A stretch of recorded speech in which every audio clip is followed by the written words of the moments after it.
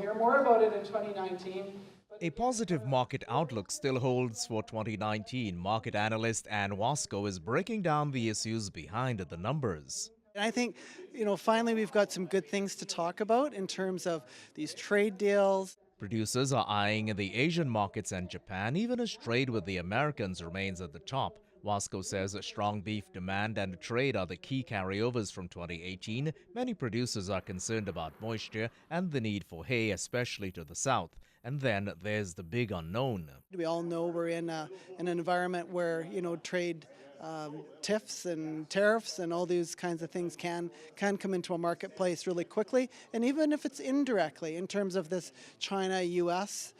Issue and the steel and aluminum tariffs, but Canada kind of feels that when things aren't going well for the Americans. The relationship between the loonie and the greenback and the price of oil and its impact on cattle prices are other factors to consider. Because we're an export nation on the beef and cattle side, the lower the Canadian dollar vis-a-vis the U.S., it tends to be supportive to Canadian cattle prices, and the opposite if the dollar moves higher. So again, if you're an oil producer, you might want stronger oil prices, but it likely means a higher Canadian dollar. Another issue is African swine fever that's decimating hogs in China. Concern is growing about the spread of the contagion. Borders that close because of a disease issue.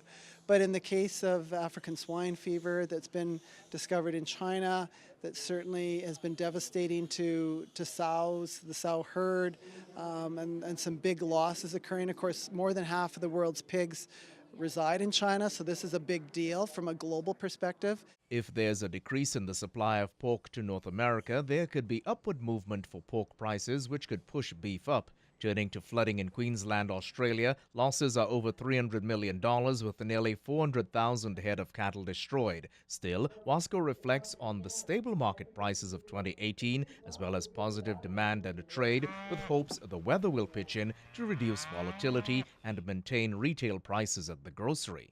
Consumers, we know, are becoming more demanding in terms of what they want and wanting more information about product. But I think we're starting to see, and I think this will continue to happen in 2019 and beyond, is that the industry, answers those questions, talks about, engages with consumers. Gerard Lampow, Primetime Local News.